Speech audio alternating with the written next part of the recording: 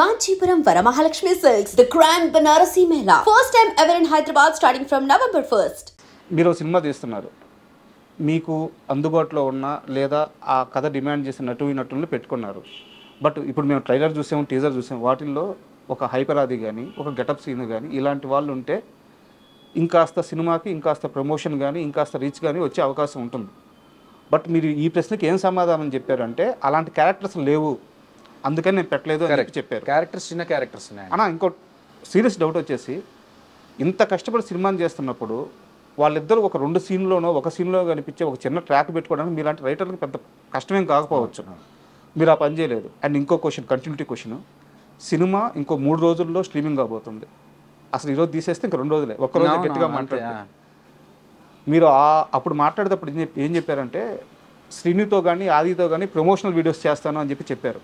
ఇప్పటికీ రాలేదు. ఉంది యాక్చువల్గా ప్లాన్ 6th ఉంది. సో ఆది మా జర్మనీ వెళ్ళాడు. ఓకే, నిన్న వచ్చినట్టున్నాడు. But he's in Germany. Already మేము ప్లాన్ చేసుకున్నాము. అన్న నేను జర్మనీ నుంచి రాగానే ఫస్ట్ ఇమీడియట్గా అదే చేద్దామన్నా అన్నాడు. నిన్న కూడా మాట్లాడాను. 6th రోజు చేద్దామని ఫిక్స్ అయ్యాము. రాస్తారు నేను ఆది కలిసి చేయబోతున్నాం అది. సో అది ఉంది, ప్లాన్లో ఉంది. అండ్ ఆది ఎప్పుడు కూడా నేను అడిగినప్పుడు నో చెప్పలేదు. అలాగని చెప్పేసి మనం అది అడ్వాంటేజ్గా తీసుకోకూడదు అనేది నా ఒపీనియన్. ఆ గౌరవం ఉందా? అది 100% ఉంది. నాకు ఇంకొక విషయం చెప్తా, ఒక పేర్లు చెప్పను. ఒక పెద్ద ప్రొడక్షన్ హౌస్లో నాది ఒక పెద్ద సబ్జెక్టు ఓకే అయింది. ఓకే, కానీ అందులో కొంతమంది మారిపోయారు స్టాఫ్. ఒక హిందీలో ఒక పెద్ద హీరో సైడ్ నుంచి మనకు అప్రూవల్ కూడా వచ్చే ఛాన్సెస్ ఉన్నాయి. అది ఓకే కావాలంటే నాకు ఇక్కడ ఈ ప్రొడక్షన్ హౌస్ నుంచి సపోర్ట్ కావాలి. నేను అక్కడ నుంచి వెళ్ళిపోయిన పర్సన్ అడిగా, సార్ ఎలా సార్ మరి ఇప్పుడు అంత పెద్ద హీరో మనకు ఓకే చెప్పేలా ఉన్నారు, ప్రొడక్షన్ హౌస్ ఇది ఉంటే బాగుంటుంది కదా అంటే, ఇప్పుడు అంతా మారిపోయింది కదమ్మా, ఒక పని చెయ్యి, ఆదికి బాగా పరిచయం వాళ్ళు, ఓకే నువ్వు ఆదితో ఒక మాట చెప్పిస్తే అవుద్ది అని అన్నా. ఇప్పుడు నేను ఆదిని అడగడం వల్ల ఆది వెళ్ళి మాట్లాడొచ్చు, కానీ నాకు ఇబ్బంది పెట్టినట్టు. పీపుల్ సార్ అది నేను చెప్పాను, పేర్లు చెప్పాను. అర్థమైందండి. సో మనకు ఇప్పుడు ఆది నాకు ఒక గ్రాటిట్యూడ్ చూపించినంత మాత్రాన, ఆది నేను పిలిచినప్పుడు రెస్పాండ్ అయినంత మాత్రాన ఆది నాకు ఇది చెయ్యి అది చెయ్యి అని చెప్పి అడగడం అనేది నాకు కరెక్ట్ కాదనిపిస్తుంది. ఎవరైనా సరే నేను ఇప్పుడు ఈవెన్ ఆదిని కూడా ఏంటంటే నీకు ఫ్రీ ఉన్నప్పుడు ఆది అని అడుగుతాను తప్ప, ఆది నువ్వు వచ్చి ఇది చేసి పెట్టమ్మా, నాకు అది చేసి పెట్టమ్మా అని అడగడం అనేది ఇబ్బందులు పెట్టడం నాకు ఇష్టం ఉండదు.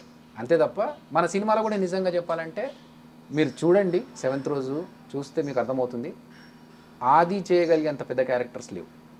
అలాగని చెప్పేసి నేను తీసుకొచ్చి ఆది నువ్వు చెయ్యంటే చిన్న క్యారెక్టర్నే చేస్తాడు, కానీ నేను దాన్ని అడ్వాంటేజ్గా తీసుకున్నట్టు అవుతుంది. అలా తీసుకోవడం నాకు ఇష్టం. అంటే ఎందుకు అడిగానంటే ఈ క్వశ్చన్, ఈ 9 నెలలు 10 నెలల కాలంలో మీరు ఎంత స్ట్రగుల్ పడ్డారో ఈ 2-3 రోజుల్లో తెలుసుకున్నాను నేను. చాలామందికి ఫోన్లు చేస్తే కొంతమంది ఏమో బడ్జెట్ గురించి మాట్లాడకుండా వచ్చి షూట్ చేశారు.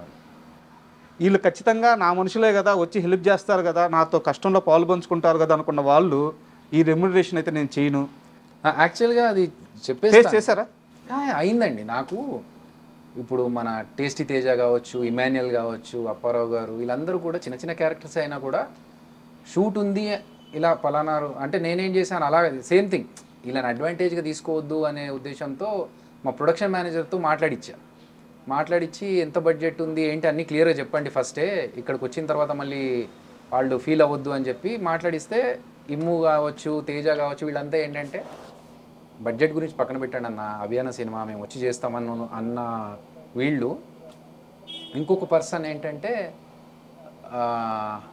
అతను చాలా పాత పరిచయం, ఆయనకు ఫోన్ చేసి ఇలా మంచి క్యారెక్టర్ ఉందండి, మీరైతే బాగుంటుంది, సూట్ అవుతారు ఆ క్యారెక్టర్కి అంటే, అయ్యో అభి గారు మీరు కోవిడ్ టైంలో నాకు హెల్ప్ చేశారు, ఆ మాత్రం చేయలేమా, ఇంకా మనోళ్ళు కూడా ఉన్నారు తీసుకొస్తాను నేను అంటే, అట్లాగని చెప్పి ఫ్రీగా అడగట్లేదండి, మీకు బయట ఇచ్చేదానికంటే కొంచెం తక్కువ ఇవ్వచ్చు కానీ రెమ్యునరేషన్ మాత్రం పక్కాగా ఉంటుంది అని చెప్పి మాట్లాడితే, ఓ తప్పకుండా అది అన్నారు. కట్ చేస్తే మా మేనేజర్ ఫోన్ చేస్తే, లేదండి ఇంత బడ్జెట్ అయితే నేను రాను, అంత బడ్జెట్ అయితే వస్తాను అని అన్నారట.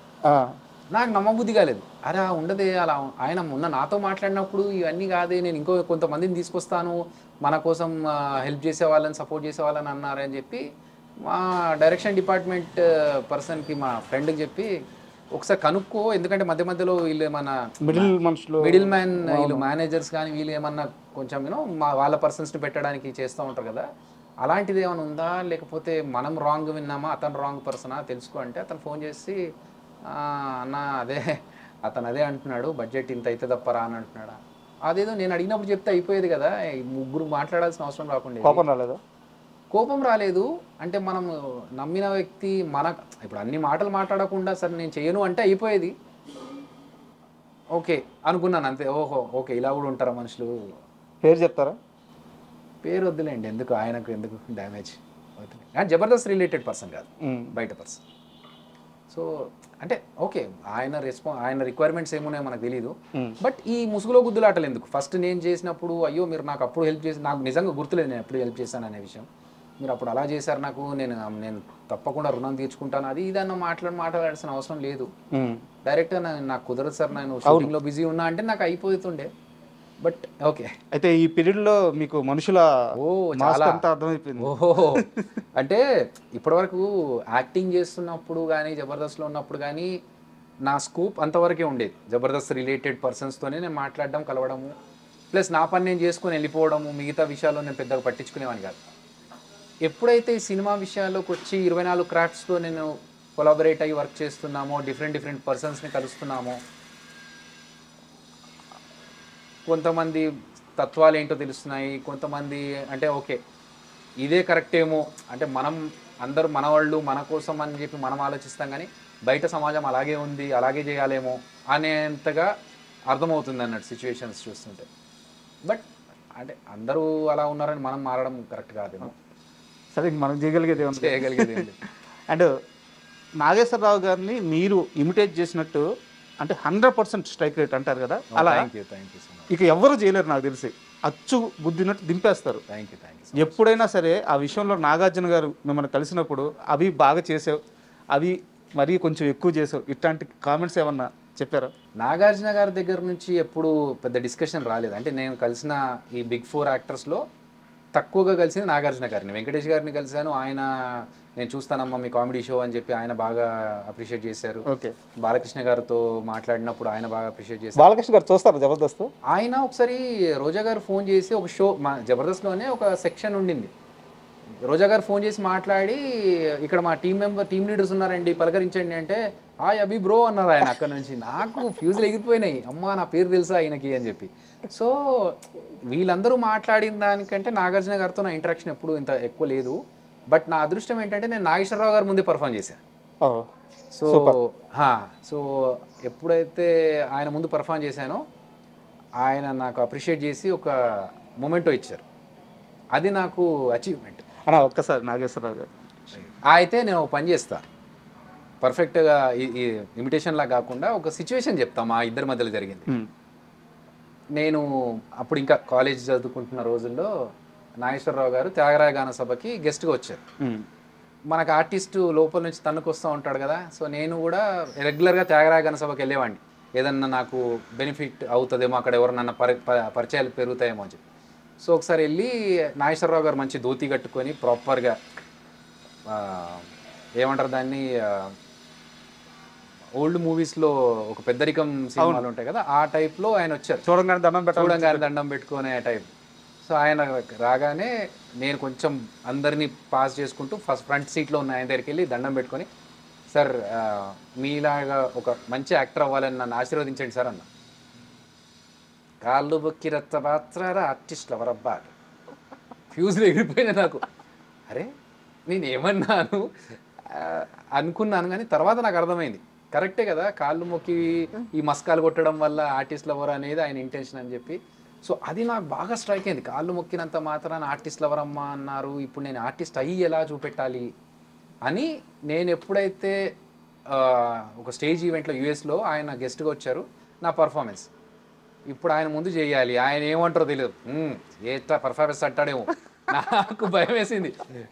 ಅದು ಪರ್ಫಾರ್ಮೆನ್ಸು ఆర్టిస్టు ఏంటి నాకు ఎందుకిదత్తా అంటే ఆ భయంతోనే ఫస్ట్ ఆయనకు రిక్వెస్ట్ చేశాను స్టేజ్ మీద నుంచే, సార్ నేను పర్ఫామ్ చేస్తాను, అందులో మీ పర్ఫార్మెన్స్ ఉంటుంది, నాగార్జున గారి పర్ఫార్మెన్స్ ఉంటుంది, మీకు ఒకవేళ ఎక్కడైనా అభ్యంతరం అనిపిస్తే జస్ట్ ఇలా చెయ్యి ఇక్కడ మీరు కూర్చున్న చోటు నుంచి చెయ్యి ఎత్తండి, నేను చూస్తుంటాను, ఆపేస్తాను సార్ అక్కడికి అన్న. ఓకే అన్నీ అన్నారు ఆయన. ఇంకా స్టార్ట్ చేశాను, పర్ఫార్మెన్స్ అంతా అయిపోయి స్టేజ్ మీదకి వచ్చి బాగా చేశారు అన్నారు ఆయన. అమ్మ నాకు పెద్ద అచీవ్మెంట్. ఆయన చేతుల మీదకి వెళ్ళి మూమెంటో తీసుకున్నాను, అది ఇప్పటికీ ఇంట్లో ఉంది, ఆ ఫోటో ఇంట్లో ఉంది. ఆయన చనిపోయినప్పుడు మాత్రం చాలా బాధ అనిపించింది. ఆయన భౌతిక కాయం దగ్గరికి వెళ్ళి, ఎందుకంటే జబర్దస్త్లో అభి అనగానే మీరు అన్నట్టుగా నాగేశ్వరరావు గారిని పర్ఫెక్ట్గా ఇమిటేట్ చేస్తాడనే పేరు. సో ఆ పేరు ఇంకా ఆయన చనిపోయిన తర్వాత ఒక డిస్కనెక్ట్ లాగా అనిపించింది. వెళ్ళారన్నా? వెళ్ళాను. అంత్యయాత్రకి